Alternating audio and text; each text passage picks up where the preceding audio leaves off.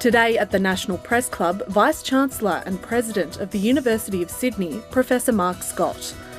A former ABC Managing Director, Professor Scott is well versed in turning technology into action. Professor Mark Scott with today's National Press Club address.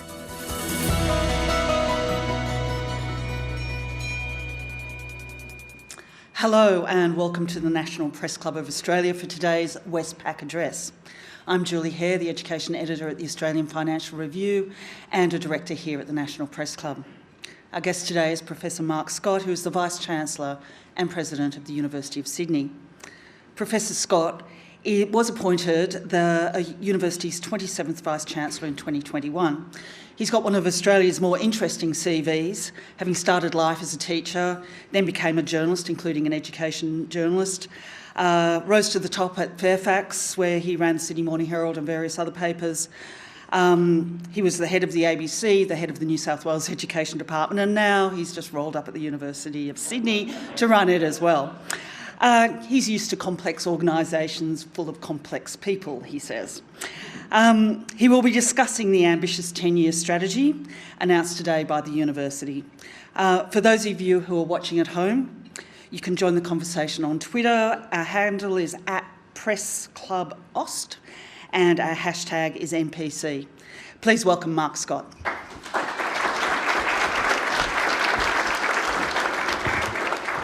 Well, thank you, Julie. I acknowledge that today we're meeting on the ancestral lands of the Ngunnawal people, the traditional custodians of this land, and I pay my respects to elders past and present, and those who've cared for and continue to care for country.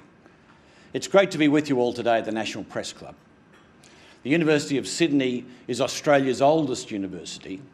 We first took in students in 1852, and yesterday released our aspirations for the decade through to 2032, by which time we'll be closing in on the end of the university's second century.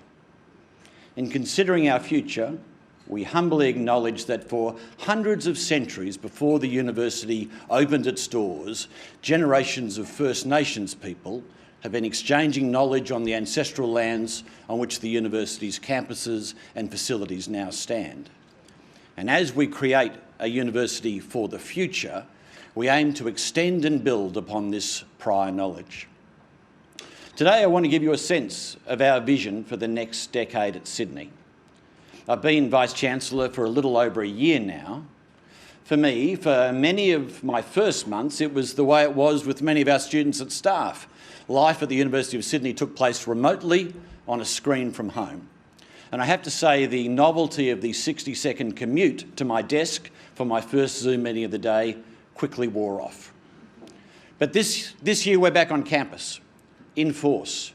We still have many international students unable to be on campus due to local lockdowns and limited access to affordable flights.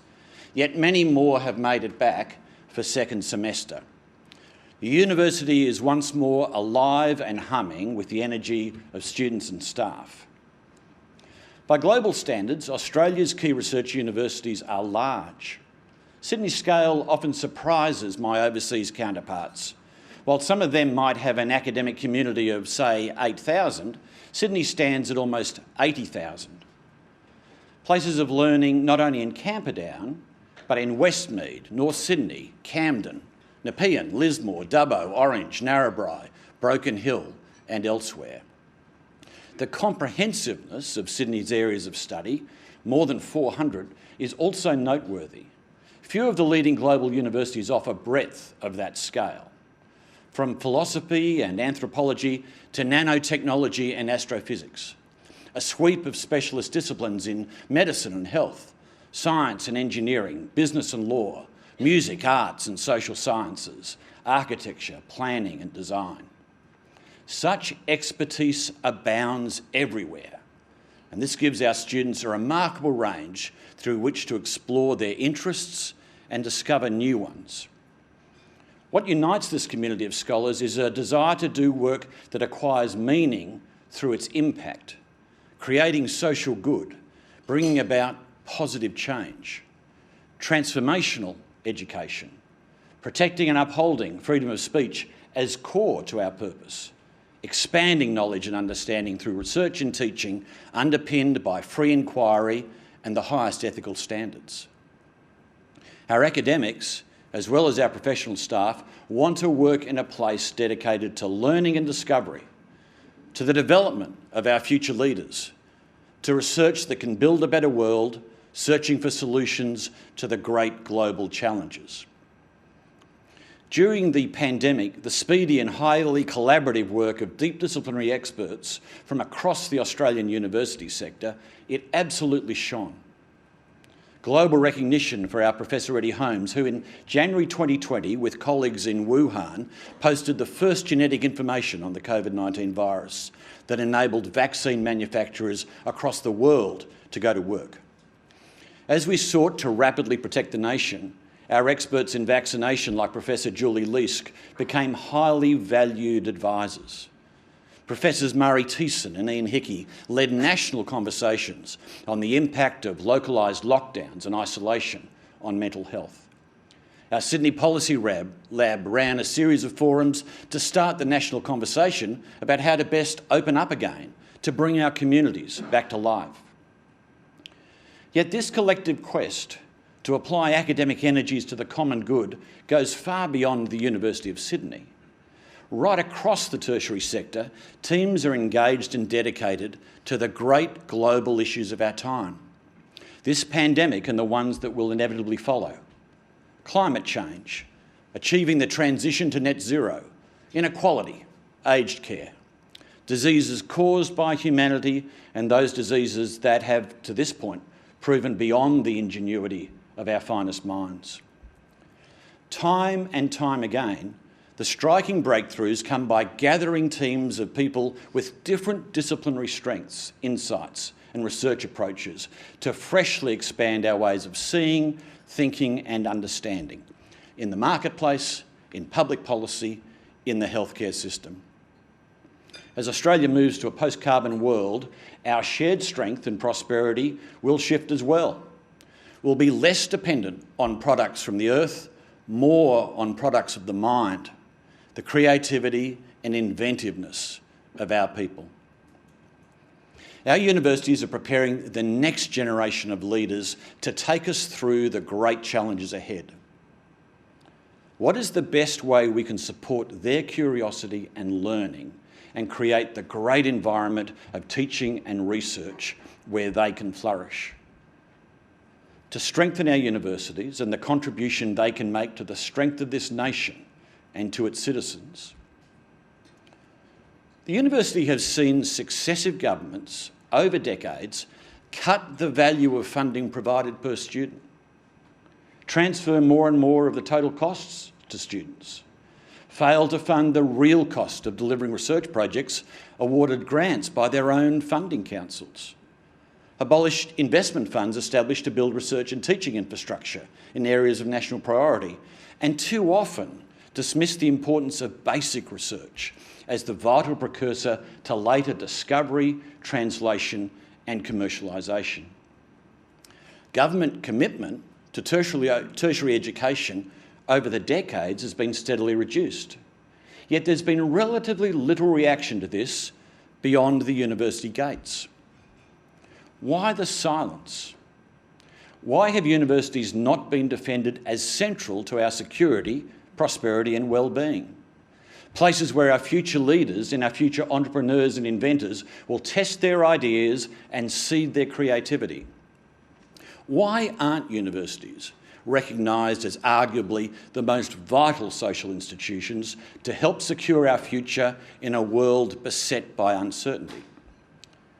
There have been loud and sometimes hostile critics, certainly, but perhaps more remarkably, there's prevailed a broader passivity, a silence instead of support from those millions of Australians who've been to university or whose children and grandchildren go to university, or those who'd like to see those close to them given the opportunities of a university education. That's a challenge as a sector we must meet. At Sydney and at all our universities, we need to tell our story better, and we need a better story to tell. Despite our achievements, we in the sector still have a lot of work to do to build support, to better engage the public in the argument for our role, to strengthen bonds with the communities that we serve. We've been reflecting on these issues at Sydney while developing our strategy for the next decade. I know other Vice-Chancellors are wrestling with these issues as well. What will we want the University of Sydney to be known for by 2032? What needs to change? Not just to strengthen the university and the communities it serves, but strengthen understanding both of the university's vital importance to Sydney itself and its achievement as a great global university. Let me take you through our aspirations and the work we need to do to fulfil them. Our strategic focus over the next decade at Sydney, well, firstly, we're committed to ensuring our student-focused education is a transformational experience. Online teaching throughout the COVID lockdown underlined for us just how compelling in-person learning is for our students, particularly our undergraduates. At Sydney, our staff work tirelessly online, but the in-person teaching experience, learning together, adds something vital and unique. The reason students had a fear of missing out was that they were missing out. Not specifically or just what goes on in the classroom, but what goes on around it. Those times and places where social life takes place and social support is gradually established. Where often serendipitously, friendships, networks and links that last a lifetime are forged. When connections are made with guides and mentors, potential sources of continuing wisdom and advice for the decades that lie ahead. Yet at Sydney, and at many other universities as well, the sense of a university as a place you want to spend as much time as you could at, well, that's changed even before COVID. It's been increasingly challenged. Many of our students have to work long hours to support themselves while studying. And the convenience of a lecture that's available online often seems a good enough reason to not attend in person. Our students are giving us what might turn out to be the most precious years of their lives. So we need to make the transformational student experience an absolute priority to ensure that great teaching is not only expected, but required, and that great teachers are as revered and rewarded throughout our community as our great researchers are. I suspect that some of the disengagement of those who should be strong supporters of higher education derives from an apprehension that we've lost sight of students, especially domestic ones, as we pursue the income the university needs to meet the full cost of teaching and research. Universities are under continual pressure to find ways to fund themselves. I would say it was ever thus, but that's not quite true. When I was a student at the University of Sydney, an undergraduate in the 1980s, many Australian universities received 90% or more of their funding directly from the federal government. Today at the University of Sydney, direct federal funding accounts for less than 30% of total annual income. The rest comes from domestic and international student fees, partnerships with industry and state governments, competitive grant schemes, and the remarkable philanthropy of our donors. International students in particular have played a vital role in providing not just key researchers at a graduate level, but also together providing the income, the funding income that underpins much of the national research effort. It's a very challenging ecosystem, and I welcome the federal government's willingness to review it as part of a new accord with the sector. But that funding pressure is no excuse for not fulfilling the promise that a university education should present to today's students. These students will graduate into a world of accelerating change, with technology constantly rewriting the nature of work and innovation driving the creation of new sectors and demands for new skills. A very dynamic environment that represents a great opportunity for a university like Sydney. We want graduation to be seen as a departure point, not a destination for our students. The first milestone in a lifelong partnership in learning with Sydney University.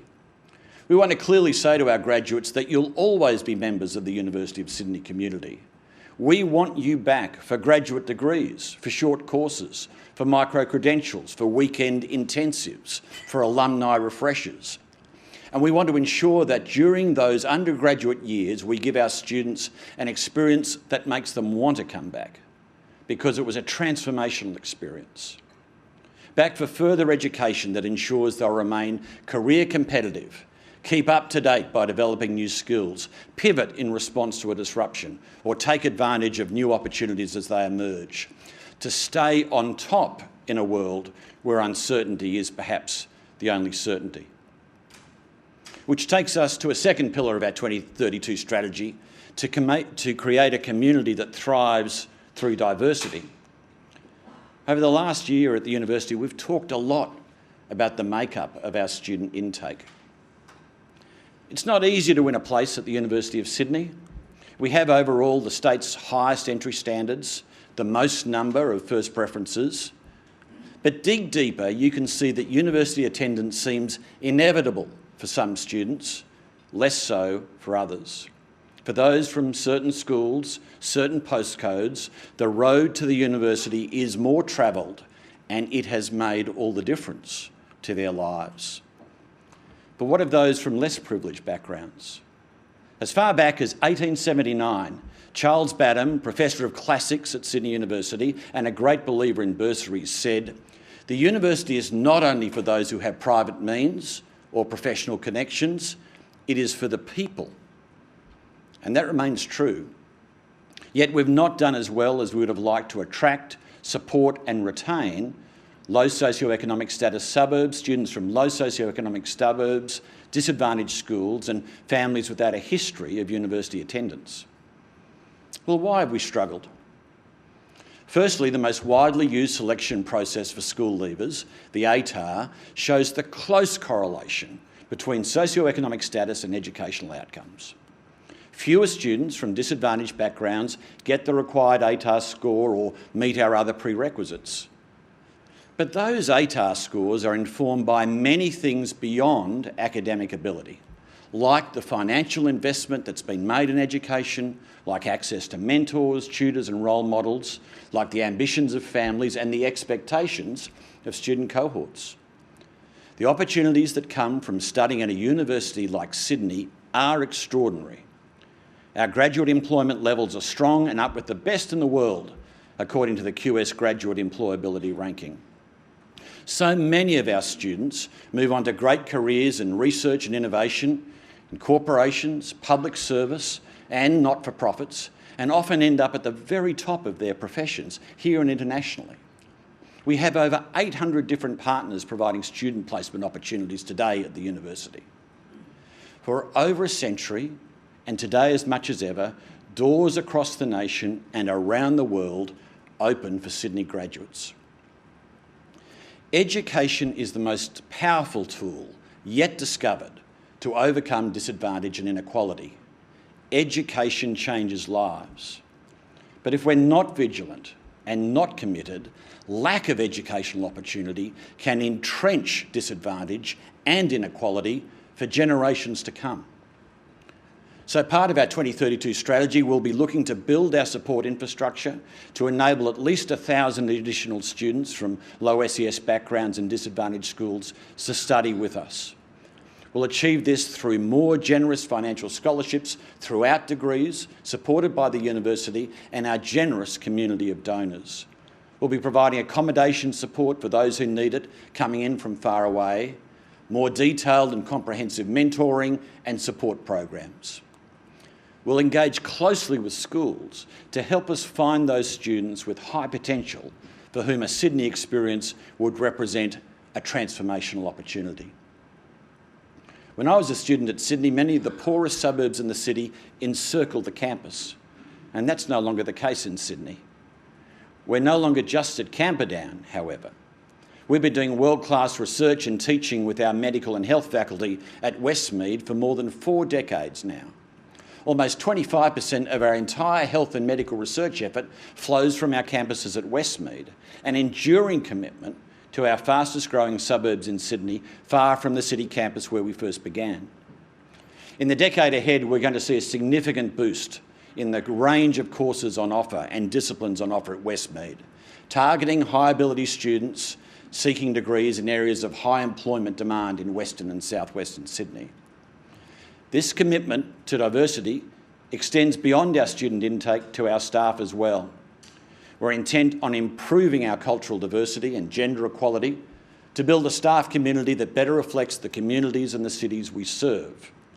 By bringing in broader perspectives, experiences and ideas, we will better serve those communities. And it will help us make better decisions, provide a range of role models and create an environment where all can flourish. Another aspiration for 2032 is to deliver research that's a catalyst for innovation and change that improves lives across our nation. We want to support our researchers to be consistently excellent, tackling the greatest challenges, delivering for the common good. Over the past decade at the university, we've focused on gathering teams from different disciplines to drive innovation and research, and that will continue in the decade ahead as we look to build more cross-disciplinary research centres. Much of this important work will come in partnership across the university, with other Australian universities and research institutes, with industry, with philanthropic partners, and with great global universities. We've clarified our aspiration to be a truly world-class university. Our ability to work together, to foster partnerships, to recruit and retain great researchers, to be able to partner with great researchers wherever they are, these will be keys to fulfilling that aspiration. We announced this week our new Sydney Biomedical Accelerator, and that's going to be a centrepiece of our medical research commitment. The Accelerator has been funded by the largest ever gift to universities in New South Wales from the Susan and Isaac Wakel Foundation, which has now generated more than $65 million to medical research and teaching at Sydney. Supported by the New South Wales Government, working with Royal Prince Alfred Hospital, a great public hospital, we'll be partnering with our innovative digital neighbours in Tech Central, with teams extending to our experts at Westmead. We're seeking to accelerate the time from research insight through experimentation to practical impact in the lives of patients. We want to fast-track scientific discovery. The research will focus on the study of the processes of life, genetic and environmental factors related to human health and the prevention and treatment of disease. Targeted research will lead to more breakthrough drugs and devices, more precision in diagnosis and treatment, AI-enabled treatment and discovery, and consumer-driven digital health. We believe we have an opportunity to be a world leader in biomedical research, commercialisation and translation.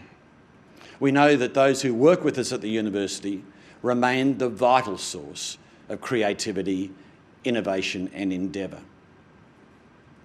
This year, our staff, more than 6,000 members of our community, engaged in the consultation process on developing the university's aspirations for 2032. And overwhelmingly, they want the University of Sydney to be at its best. But we know that we owe them a better place to work and a place that works better. The agility and speed of our staff to move so much teaching online in such a short period at the time of the COVID onset was a powerful rejoinder to outdated stereotypes about academic inflexibility. Our teams met the challenge quickly and with diligence and with professionalism. But I've got to tell you, a large complex university can be a breeding ground for red tape and bureaucracy that hinders rather than helps. I've had people enthusiastically tell me about their work, their belief in the university ideal, only to see that enthusiasm diminish somewhat as they talk about the meaningless bureaucratic processes that take their time away from significant work. Organisations that truly perform at a high level have high levels of trust and high levels of accountability, and having too little of both profoundly affects our performance. Too little trust generates rules, regulation and paperwork. But trust goes hand in hand with accountability. If we're to be a world-class institution, we need world-class performance and engagement. We need delivery on commitments. We need to be accountable for how we deliver. We must continue to earn our place through the evident quality of our work. I'm confident many of the best ideas to achieve these aims will come from the dedicated teams already working with us. And I hope part of this will lead to a sensible and constructive resolution to the current industrial negotiation at the university. Any negotiation needs to be a negotiation, give and take. We need to address the high levels of casualisation in the university workforce with its potential impact on students, staff and teaching. We want to ensure that Sydney staff remain the best remunerated in the country so we can deliver our shared aspirations and focus on teaching being just as important as research. And we want to be proud of what we can achieve together, working in an environment of high trust and high accountability. As I said on the election of the Albanese government, universities need to be in the solutions business. Yes, there are great challenges facing the sector.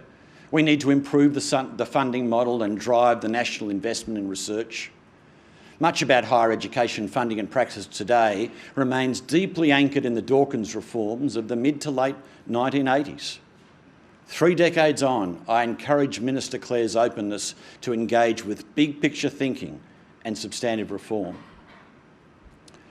What is most important, though, is that the sector and big research universities like Sydney are seen as integral to meeting our common challenges, like the jobs and skills shortage to be investigated at tomorrow's summit.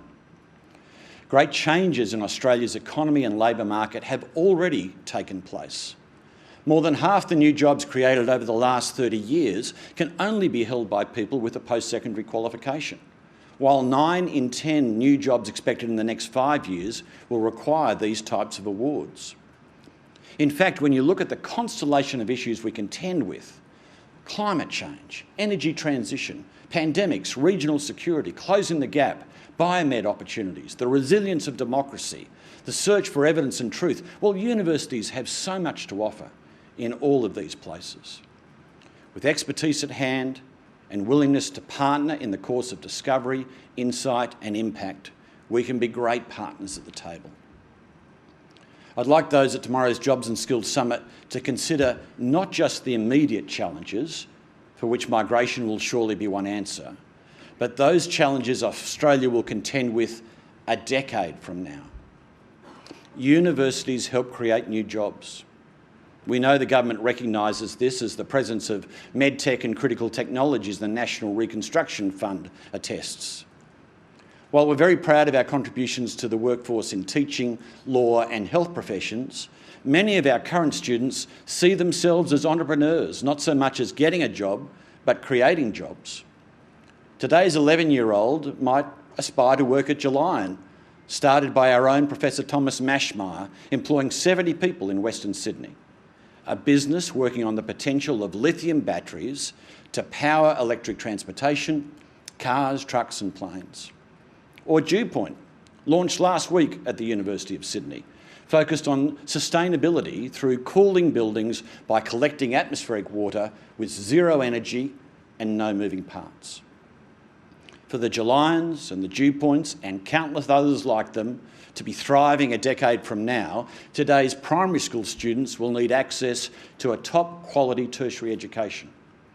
So let's not get to 2032 and realise, only in the clarifying light of loss, that we should have done more now to strengthen our universities, invested more in our future leaders and the shared and better future they will build for us all. There are many levers available. Addressing the funding challenges for universities is one of them. Universities too have work to do. Universities are powerhouses of research, translation and commercialisation. Since 2014, the University of Sydney has created 36 startups based on staff IP. The year before the pandemic hit, we created 9, more than twice the number of any Australian research institute, including the CSIRO. We in the tertiary sector must look at how better to use the critical IP developed by our universities to create jobs and bring solutions. We face a century of endless complexity. Where will we find those to lead us through it? They are in our universities now, and they'll be in our universities in the years to come. I'm confident the sector will deliver. Confident too about what the University of Sydney, Sydney's university, a great global university, can deliver as well. I've spoken today about how our aspirations for the decade ahead will shape the University of Sydney. We're clear about where we want to be in 2032. We know what we have to do to get there, and we have backed these aspirations with a program of action that will ensure we do. Not every challenge will be easily overcome, nor every plan completely succeed, but we're up for the challenge. We know it's possible and important, and that our best years lie ahead of us. Thank you.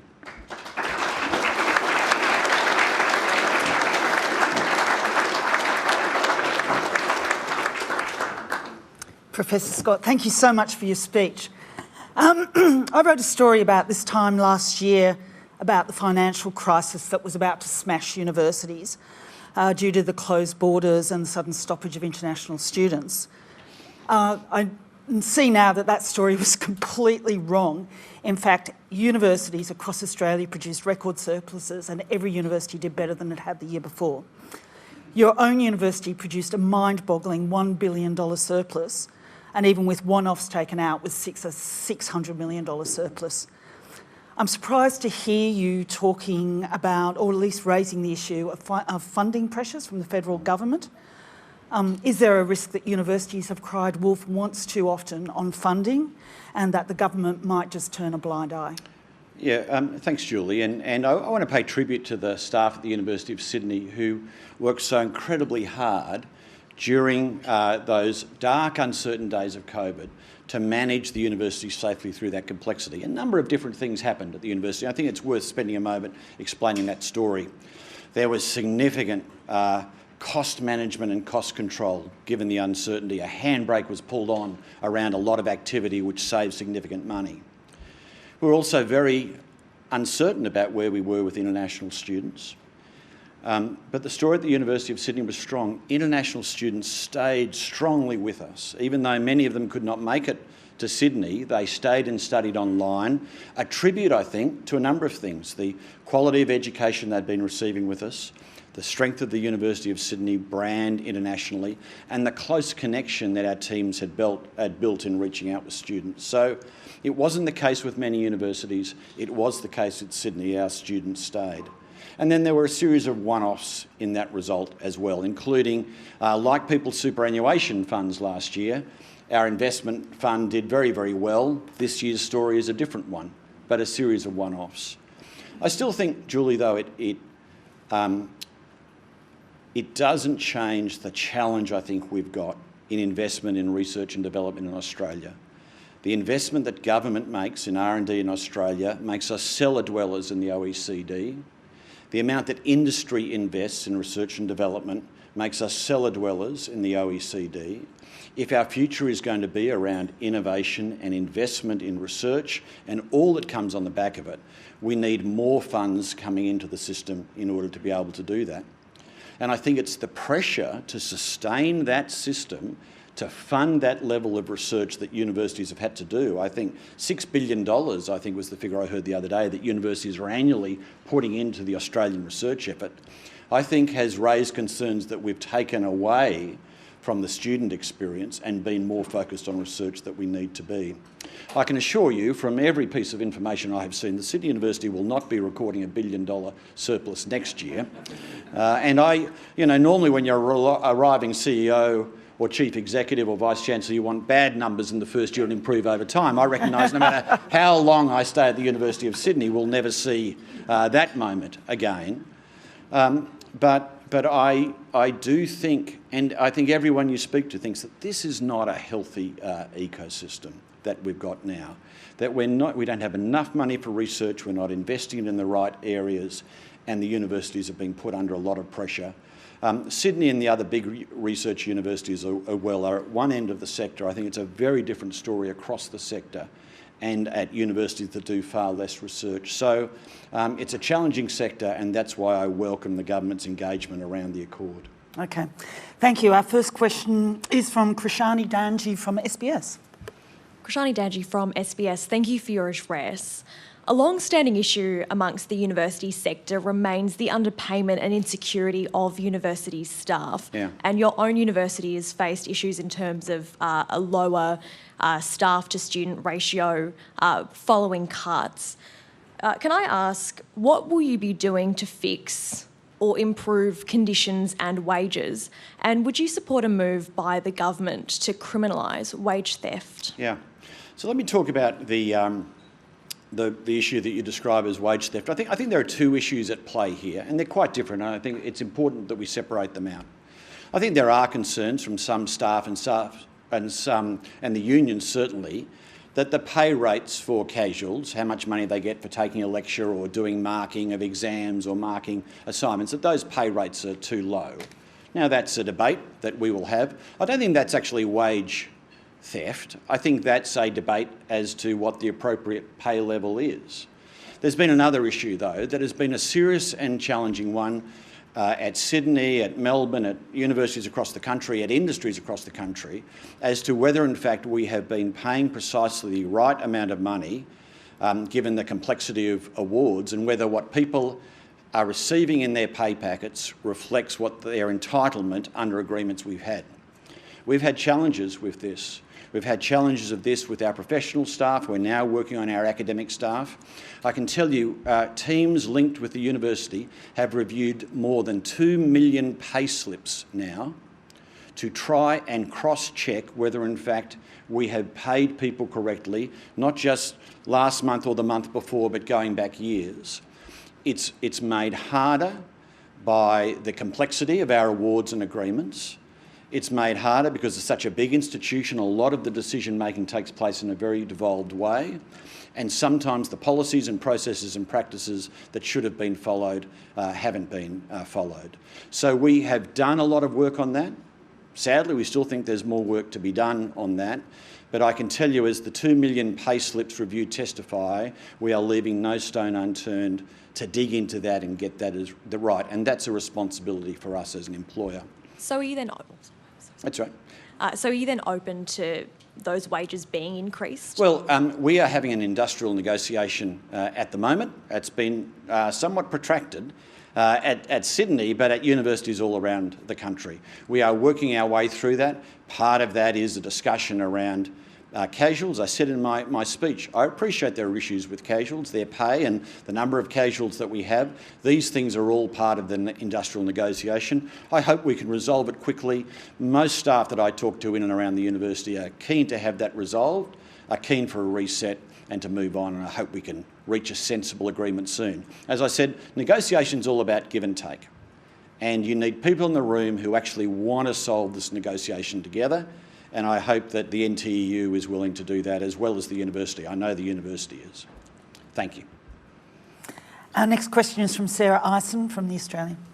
Sarah Eisen from The Australian, thanks for your address. I want to go into teacher training, how we're training the teachers really of tomorrow. This is a big issue that we're looking at, and I want to know your thoughts. Do you reckon the master's degree should be cut down from 2 years for those who already have a degree? Do you think that ATAR scores should be higher for teaching degrees, for that quality? What are your thoughts on this area?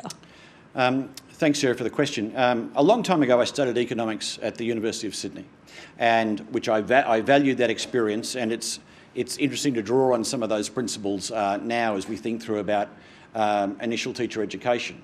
We need more teachers. We need an increase of supply in teachers, but at the same time, we want that supply to be of teachers coming at a higher standard, and I think this is a challenging thing to work through.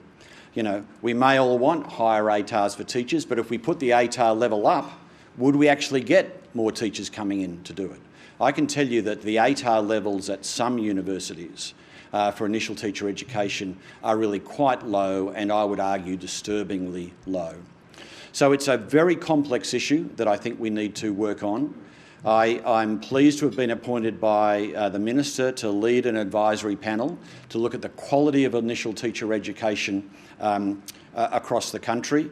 That has a number of different elements in it, I think. It's looking at the quality of the courses that are being offered and whether those courses align with what the evidence suggests should be focused on to create great teachers. And then the other one is about those other areas of quality. Are we getting the quality of candidates into the course? What's the ATAR like? What's the retention like through the course? And then I think, interestingly, how resilient are those teachers as they graduate, that they can successfully migrate into complex school settings and thrive in those settings. So I think we're going to work on that. I think behind your question, you asked about the Masters of Teaching program, and there's been a report that's just written that has recommended moving away from that a bit. The one thing I'd say is that I think you need a different program structured for mid-career entries into teaching. I think teaching should be a very attractive profession for some people who've already had a career and now they're looking to make a change. I think there are lots of appealing aspects for teaching, but I think it's very hard for many of those people.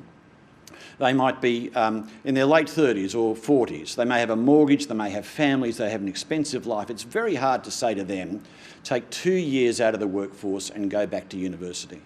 So how do you make that program fit for purpose? How do you make it an effective use of their time? And I think one of the issues that governments around the country may have to realise is they may have to pay those students while they study. And so I think I can anticipate a mid-career entry teacher education program that is quite different in its structure and its format than a degree that's on offer for someone just leaving school. The Minister's going to be announcing terms of reference of this panel shortly, and then we'll get to work providing advice to government. Thank you. Our next question is from Manu Prakash from the Pioneers. Thank you, Julie. Manu Prakash from the Pioneers. Mark, thank you so much for a wonderful presentation. So my question has a more of an international dimension to it. You mentioned that Australian universities are in the business of providing a solution to today's and tomorrow's problems.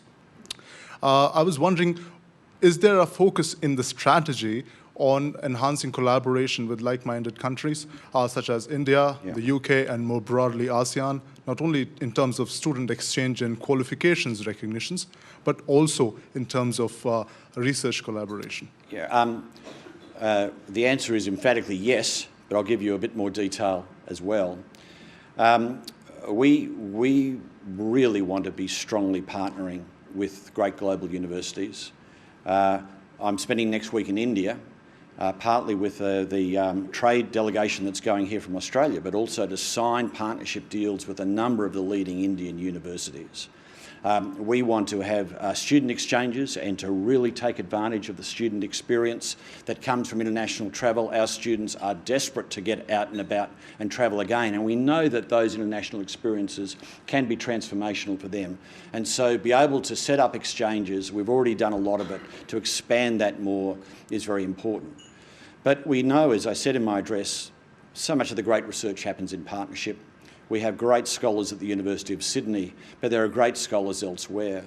So how do we facilitate those partnerships between our researchers and our academics working together? They're very good at doing that. We're brokering more partnerships at a university-to-university level as well to facilitate that extensively across the region with the great universities across the Northern Hemisphere as well. And we are confident that the reputation of Sydney means a lot of doors are open to us, that we can establish modes of agreement, and that'll be to great benefit of our students and our scholars. Sorry. Can I follow up?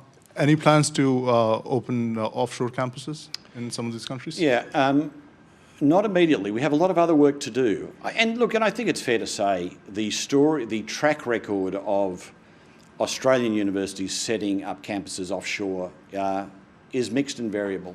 There have been some strong successes. There have been some very, very character-building failures as well. We know that many, many international students want to study with us. We have enormous demand around our international programs. I think that's where our focus is going to be, as well as the partnerships with other universities. We have no imminent plans to open new campuses. Thank you.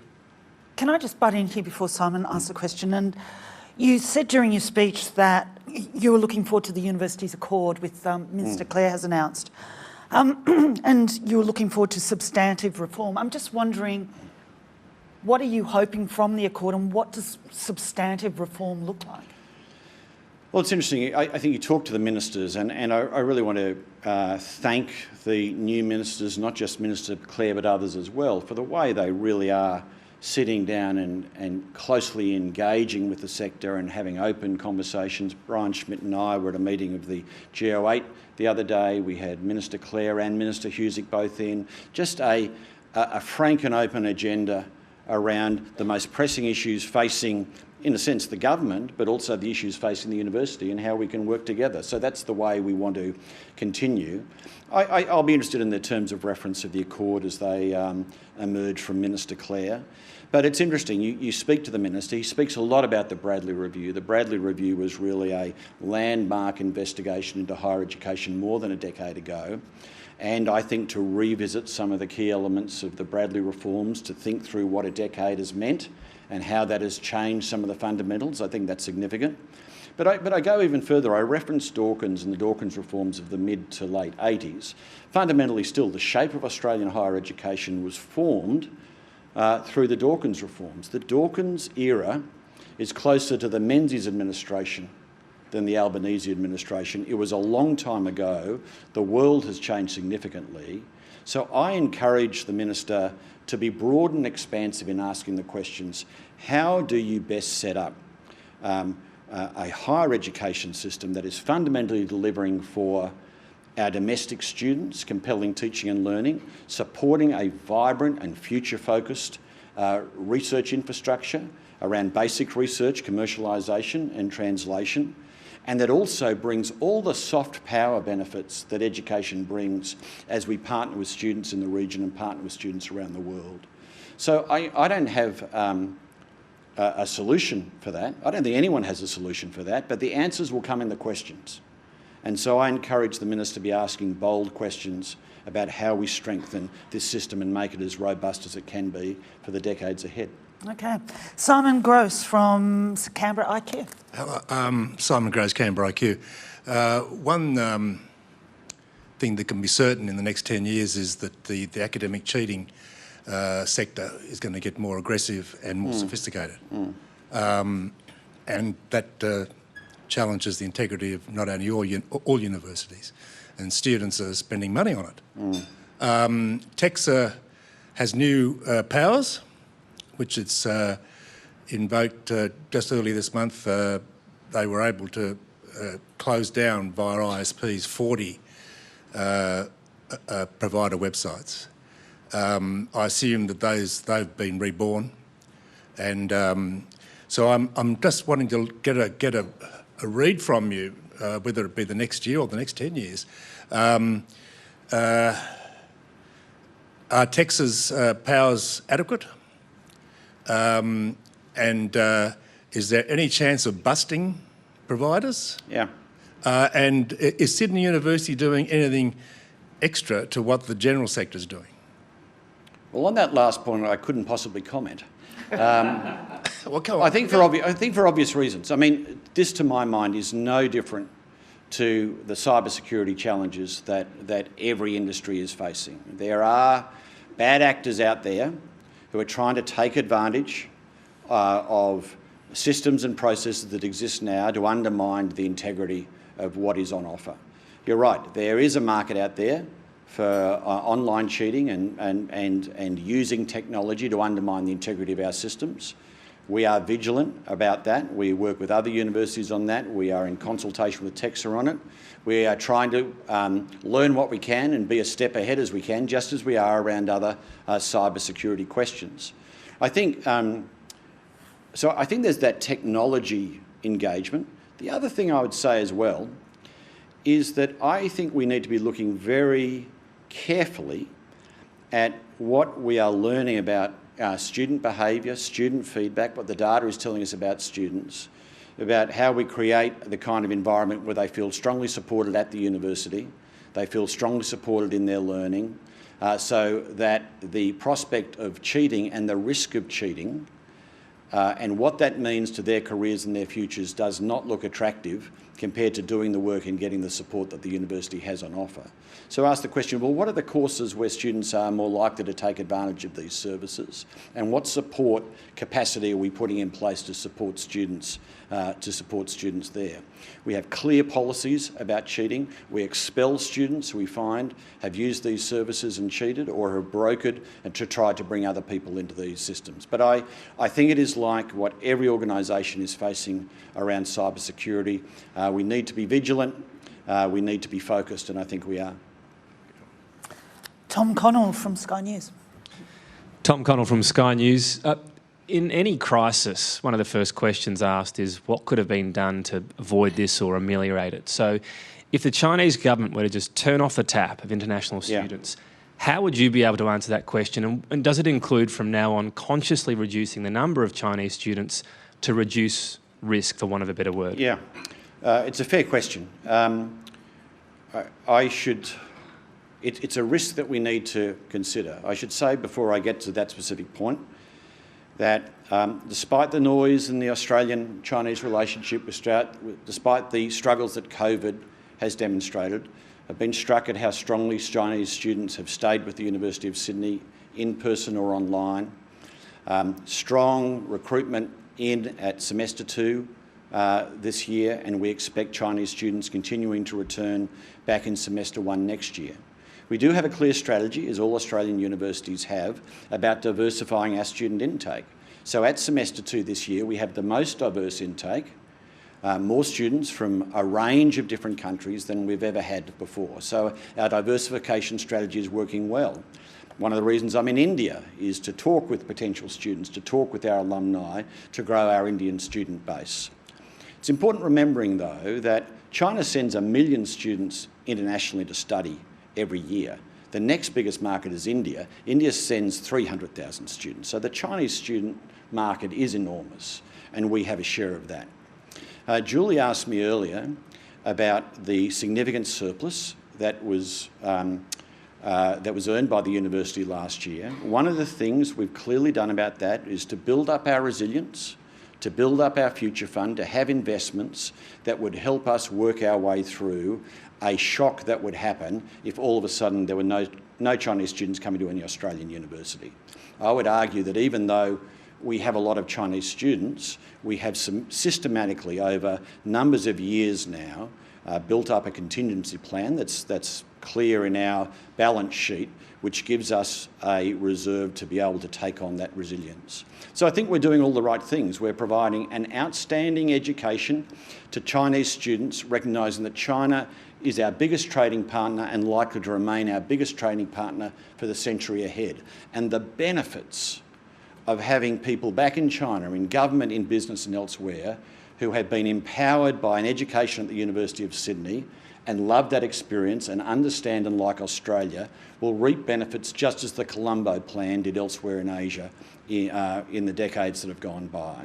So we're looking after them, we're looking to diversify our student intake, we're being prudent around our finances to be as resilient around this uncertain issue as we are in the face of great uncertainty. While we're on international students, Minister Clare yesterday at the AFR Higher Education Summit. Everyone was there. Mentioned that he's concerned about this figure that only 16% of international students go on to have a permanent residency outcome in Australia. Yeah. And he's looking at various ways. I think he had a meeting with the International Education Council yesterday afternoon. He's looking at various ways to increase that number, including maybe adding a year or two to post-study work rights. But not all international students take up that right to study in Australia after they graduate, and Chinese students in particular go home. Have you got any thoughts on, whether we should, and if so, how we get to a high proportion? I mean, I think that really needs to be investigated as a priority, and I hope we might get something out of the Jobs and Skills Summit. I mean, we have these critical shortages in areas like computer science, but many students soon after graduating are heading to the airport and taking those skills home when we need those skills here. And it's interesting, as far as China is concerned, very high levels of youth unemployment in China at the moment. Quite difficult for students to go back and get jobs. We need them here, but we need to send a message to them that opportunities open up for them. And so the rigidity and inflexibility around the student visas and how long they can work for, I think, is robbing us of significant talent and robbing us from working through whether, in fact, some of these people would be wonderful additions to our community and our society on a longer term basis. I think particularly students from India, many of them are looking for a visa pathway. Many of them are highly skilled in areas that are very beneficial to our community and our economy. So I think the Minister is on the right track, and I hope that investigation of that is prioritised by the government. Okay, next question. Nick Stewart from the Canberra Times. When we first met and you were working for the Education Minister in the New South Wales Government, you've, ever since then, always been looking for the sweet spot, somewhere in between that incredible research focus, the way of lifting students who were disadvantaged or people with disadvantages up, and also educating the huge mass. Now you've got 80,000 kids who are studying at the University of Sydney, most of whom the first and the last time they ever go to the Great Hall will not be to listen to a boring psychology lecture, but rather it'll be to graduate and then say goodbye. At what point do we actually say, look, it's a terrific model, but really we need to accept the fact that maybe New South Wales it needs one university? The University of New South Wales, the University of Sydney are basically trying to do the same thing. Yeah. And we should merge them, and as they have in South Australia, actually say, look, let's just accept this, and rather we will have a couple of good universities in Australia, call them the ANU, or alternatively, we say, right, Sydney specialises, but rather, that we say that we go for a smaller elite university rather than a mass that has inevitably just loses its momentum in that size. Very courageous comments, Nick, and I want to make very clear I'm not endorsing a merger between the University of Sydney and the University of New South Wales, but I think there is something in what you're saying. One of the things I've said is that we need to, compete with the University of New South Wales where we need to compete, but we're going to partner far more. I talk regularly with Attila Bruns, my colleague there. We get on well.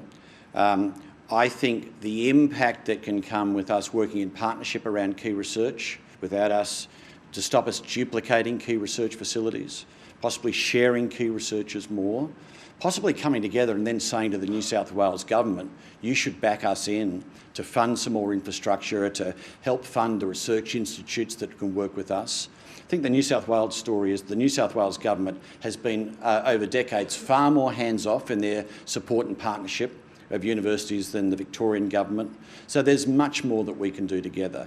I anticipate that we will map research infrastructure and research activity, and that we'll cooperate where we can cooperate, and we can do much more. I already said, though, Nick, that we are very big by global standards. To get any bigger, I think, would be problematic, but it's very hard, and Brian will testify to this, it's very hard to make the research model work without the scale.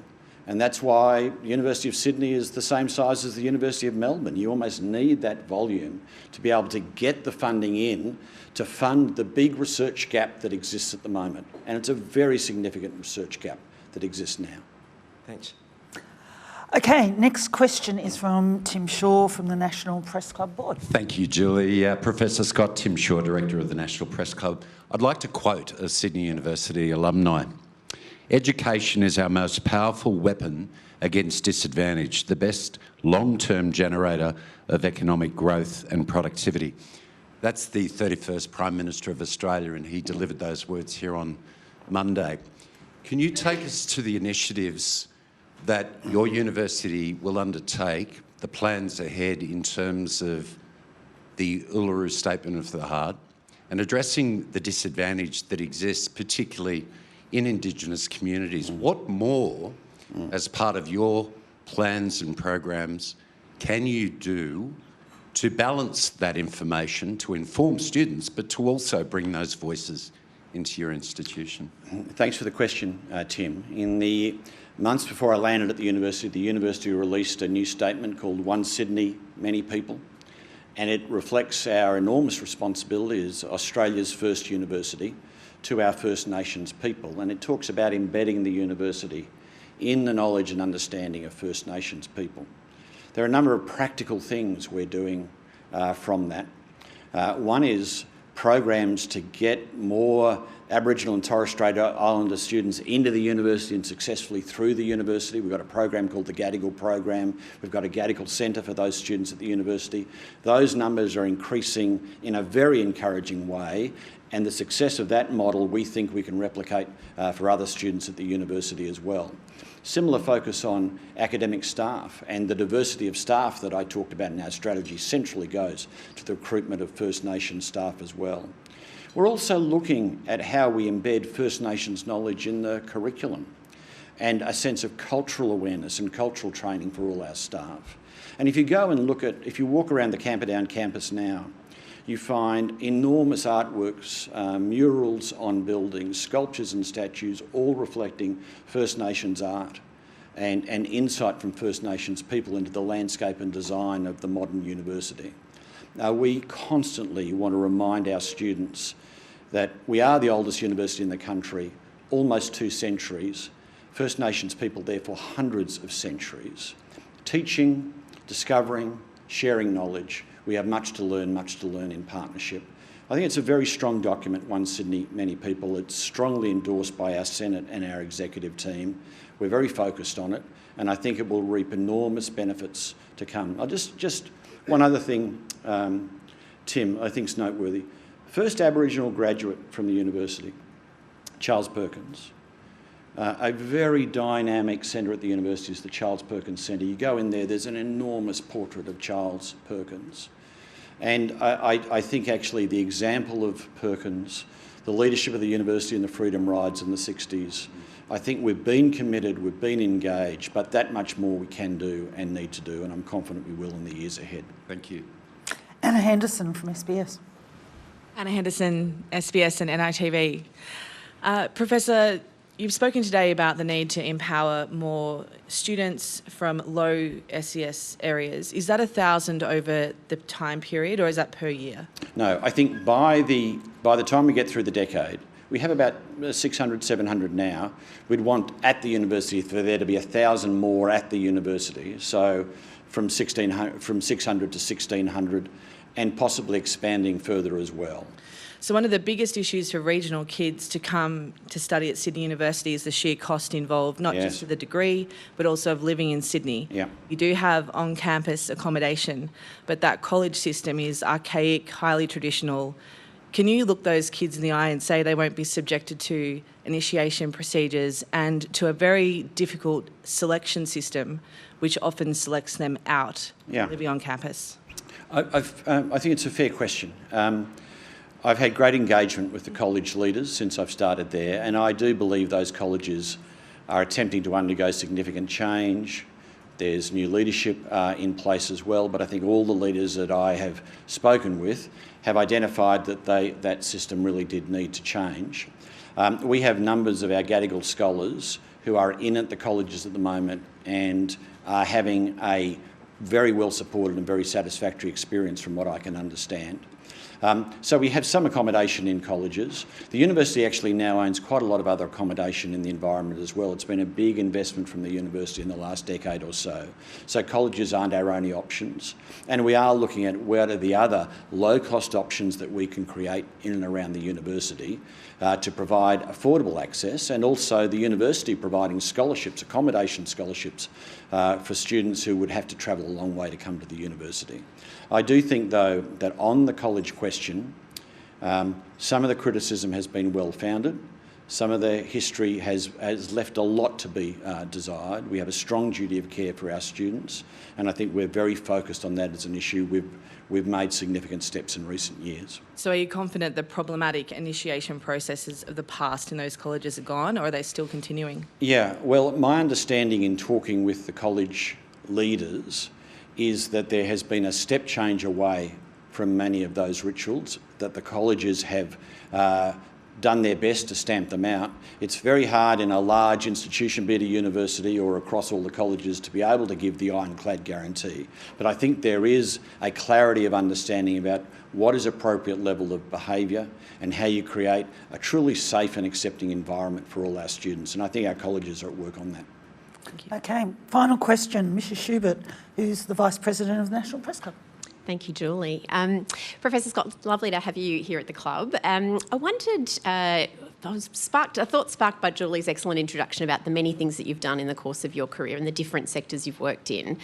And sometimes when you step into a new institution or a new sector, there's the power of fresh eyes about what you notice that perhaps other people don't. So can I ask you, having stepped into the university sector in our country, what's perhaps surprised you most about universities in Australia and what's delighted you most? Yeah, well, thanks for the question. I mean, I do find the vast array of research activity that takes place at the university is astonishing. You know, philosophers up in the quadrangle doing what philosophers have done there for more than a century, and then you go down and there's the nanotechnology work, there's the astrophysics works, the ambition that we have around biomed, that it all happens under one umbrella, one place. And you find just people so deeply passionate about their work and so intent on having a breakthrough, gaining an insight, making a difference. I find the community so stimulating, so interesting. Such colourful, intelligent, passionate people. They remind me of the journalists I used to work with, of course. I'd say as well, I think you know, I've tried to kind of channel a bit of insight around student and student experience into the mix. You know, just asking the question. One of the questions I asked, and I think it was an outsider question, was whether our students feel fully supported by the university to successfully graduate, or whether they fight the university to successfully graduate, and whether the euphoria at graduation is a sense that we made it together, or that they beat the university in order to finally get to the end. And it's a question, because I remember when I studied overseas, one of the things they said to us on the first day is, "We're glad you're here, our job is to get you home." And you know, that's a mindset I want to bring around our student support. That if they got the marks, if we offered them a place, there's a social contract with us that says if our students work hard, we are working very hard as well, so that they learn, so that they flourish, they graduate, they thrive in our environment. And so I just really want to see that focus on students, the student experience, that sense we are in partnership with them to make this the best years of their lives, and so they remain with us in partnership in learning for the rest of their lives. Mark Scott, thank you so much for your time today. Please accept this beautiful, it's not gold-plated, but it is a gold membership card to the Australian Press Club, the National Press Club, and it will let you in the car park, most importantly. Thank you. Everyone, thank you. Thank you, Julie. Appreciate it. Thank you.